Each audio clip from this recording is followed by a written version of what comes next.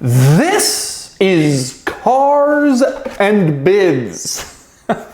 And today we have reached a milestone on Cars and Bids, actually. We've just had our 2,000th auction since we launched. Less than a year ago, 2,000 auctions. I'm incredibly proud of our team and thrilled that everybody submitted us cars. And today I want to look back at my 7 favorite auctions. Not like the best cars, the best sales, the weirdest, whatever, but like my personal favorites. And I'm going to tell you why I liked each one of them so much. So let's get started.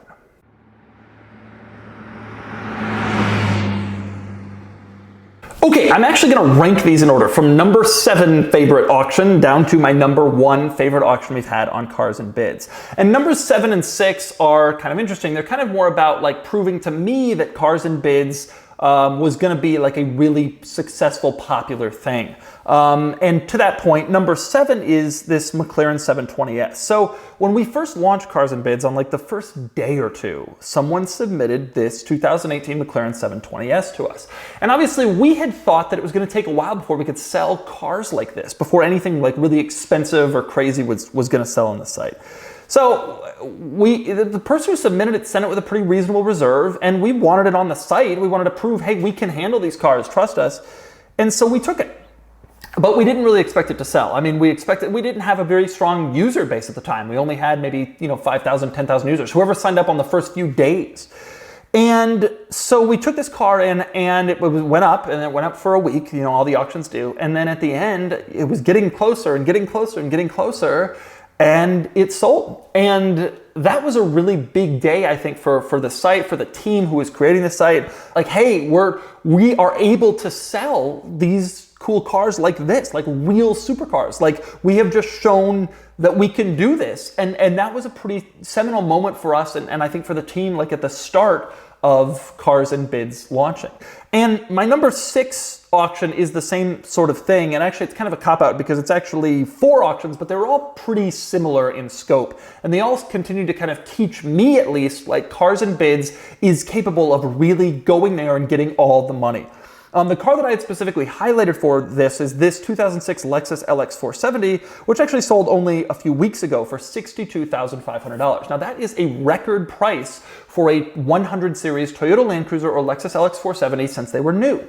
No other recent auction has beaten that number. And the car deserved it. It was an incredibly low mileage, very late model year, very desirable, very good condition LX 470. But setting a record, that is a big deal for a website like ours, an auction website, to be able to not only say, hey, we can get good money, trust us, but hey, here's a record price for this car. Like, we have the right people here. We are getting really serious money. And again, this car deserved it. It's an amazing car.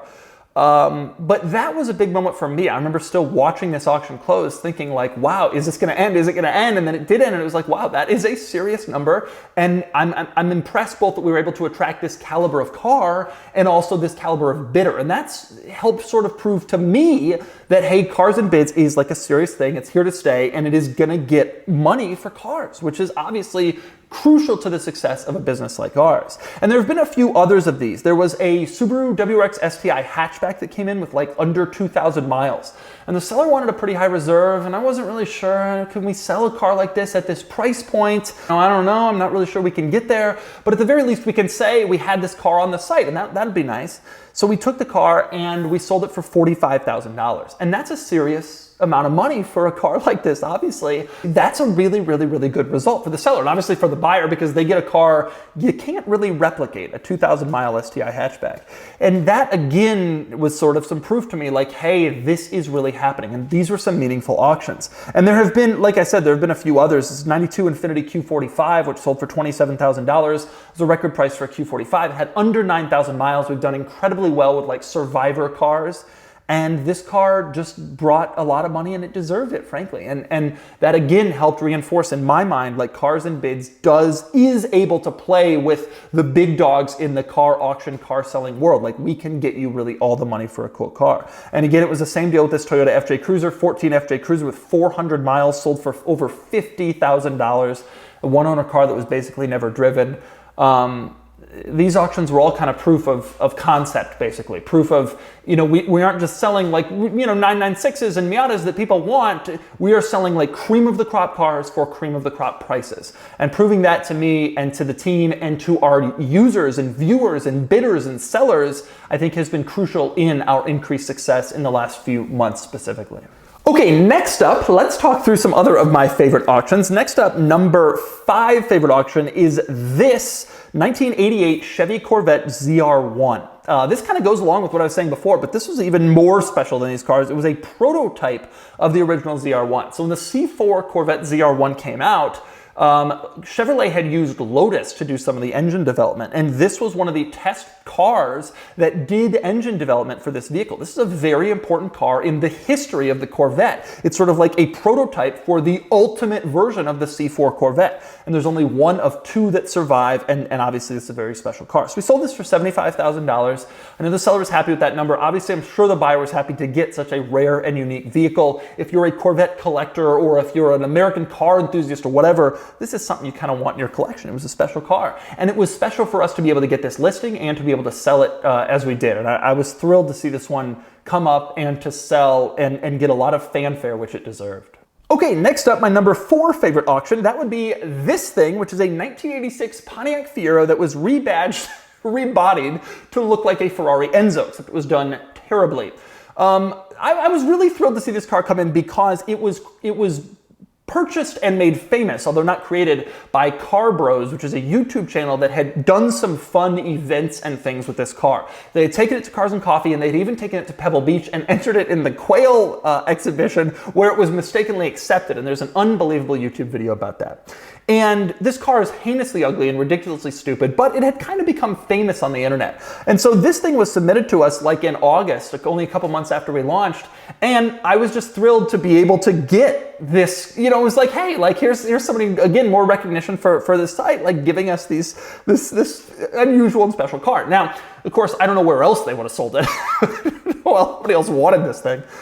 When the first bid came in on this car, which by the way sold for $5,000, the first bid came in, I assumed that would be the sale. It was like $1,000. I was like, that's all the money.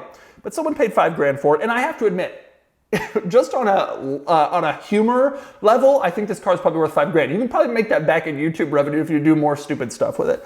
But it was just funny. It's a funny car to experience, a funny car to see, and I was really happy to see like people understand that we can attract some of these more interesting and quirky and kind of hilarious cars, and that, like, hey, yeah, bring us your internet legend car. We'll take that. We're into that. It was kind of neat to have it on the site and to have it sell. That was one of my very favorite cars that went up, and it certainly attracted a lot of people to Cars and Bids early on. Okay, next up, my number 3 favorite auction of the first 2000, that would be the consumer car by Joey Reuter, who is apparently a designer who created this box-looking car thing on the platform of a 1993 Ford Festiva. But all the Festiva stuff was removed except for like the engine and whatever components were necessary to mount this box thing on top.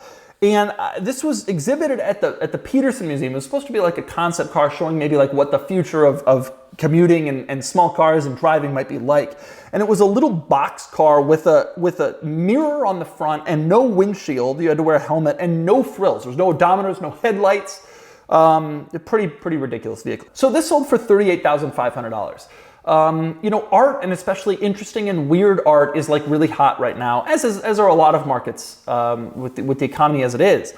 And I'm not that surprised to see this car sold. It had a huge bidding war. Obviously, there were a ton of comments. As I look, almost 750 comments. People thinking this thing was so strange. Even from day one, it was just a total attention grabber to the site. But it's a very interesting and unusual and special car.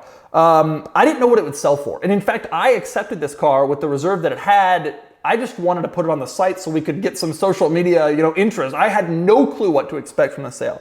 But it was incredibly interesting to see this. And it was another example of like, hey, we can get people who are bidding on these weird and special and maybe desirable cars. They're trying to put it in a collection or a museum or whatever. And I guess that's probably what happened here. And it was neat to be there for this bidding war. And it was neat to see this bizarre and unusual vehicle sell. And again, it was more validation of kind of the Cars and Bids purpose. But anyway, next up, down to the last 2 top auctions from our first 2000, at least from my perspective. Number 2, is this 1995 BMW 850 CSI. This is probably the best example of a car that came in that I just wasn't quite sure that Cars and Bids was like ready for. And it had been submitted to us like August or September, 2-3 months after we launched. And it's a very special car. The 850 CSI is a very rare version of the 8 Series, which has been gaining a lot more appreciation and desirability lately. This particular example was like purple, with like a purplish interior. And cool colors have been gaining a lot more desirability lately too. And I went back and forth with the seller on the reserve, but ultimately we came to the number that we came to, and it went up on the site. And I thought at the very least it would be good for promotional purposes. Like, this is a cool car that we have and that we offer on the site, you know, and maybe kind of raise some awareness and such. But it actually sold. And not only did it sell, it got a huge bidding war at the end with truly serious, interested bidders who really wanted a very special car like this. And previous to that, these types of bidders would be at an auction house. They'd be at a Mecum or an RM buying a car of this caliber and quality. And it was very special, again, for me to be able to see the validation of Cars and Bids. And I remember I was filming the day, filming a video the day that this video went up. I was filming the Alfa Stelvio Quadrifoglio facelift, which was barely a facelift. And so I'm sitting there bored, right? Like, I have to film this car, and this auction is so much more interesting and exciting. I'm sitting there in this parking lot, like, supposed to be filming, instead like refreshing the page every 2 seconds watching this thing end. But this was just another example that really showed to me, like, Cars and Bids is second to none. We can get all the money for very special cars. We can sell them, we can have them, we can list them, and it was just really, really cool to be able to have a car like this on the site. But my number one auction of our first 2,000, this is more of like an emotional, personal thing for me. Our number one auction of our first 2,000 was our second auction. The first auction we ran was my car. It was my Mercedes E63 station wagon. And we ran 2 auctions on the first day, and they were going to end 7 days later. So it was like a Monday that we launched, I think, or a Tuesday, and they were going to end 7 days later on the following Monday, I think it was. So the first auction to end was my AMG wagon. Now, I wanted the car to sell. Obviously, I had already bought a replacement, but it didn't matter to me that much what happened. Like, if it had sold for not that much or whatever, like, I'm really invested in the website. And so, like, I just needed, whatever happened was fine. It was my car and we could handle.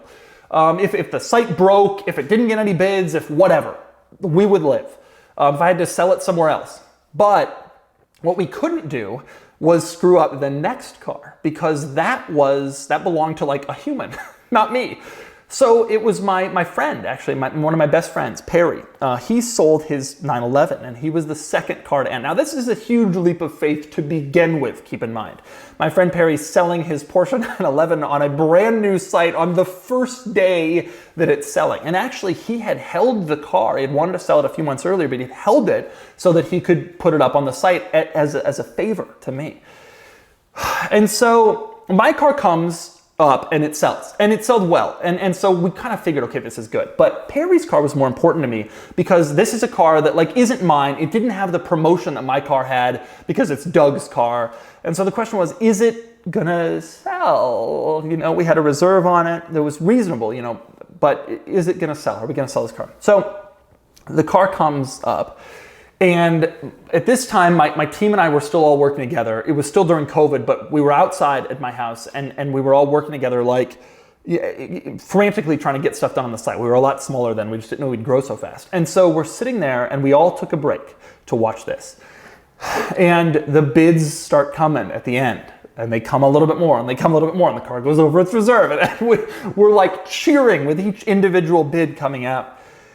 And then the car finally sells for what at the time was a pretty reasonable market correct price. Although the 996 market has taken off since then, this car would definitely be worth more now. And Perry is constantly telling me, I wish I had kept it, I wish I had kept it. But anyway, it sold for a very good price, $31,500. And that was just a huge moment. Whereas these other auctions taught me that the site could bring good cars, this one taught me that the site could actually work and could actually get bids. And the huge sigh of relief that came when this car sold, and when Perry then reached out and said, yeah, buyer contacted me, he's coming down to buy it, you know, and it was like, wow, like this worked. Amazing. And I definitely slept well that night for the first time since we had launched the site a week before. And that was just that was just a special, really special moment. You know, you do something like this and you put all this time into it before it launches. You know, we started planning this a year before it launched, and to actually see the fruits of your labor that first day actually work, it was an unforgettable moment in my life, to be totally honest. And so thank you, Perry, for putting your car up, and for whoever bid and commented, and for who's bidded and commented ever since. But that was a huge moment. Auction number 2, but it was a huge moment. It showed me Cars and Bids was going to work. And then all these other ones showed me Cars and Bids not only worked physically, but it would work to actually bring buyers and sellers together for the cars they were hoping to offer. So anyway, those 2,000 auctions, that's a huge milestone. We never thought we'd get here this quickly. I'm thrilled that we are, and I can't wait to see what happens next. So keep checking out Cars and Bids, keep bidding, keep watching, and thank you everyone for participating in the first 2,000 auctions.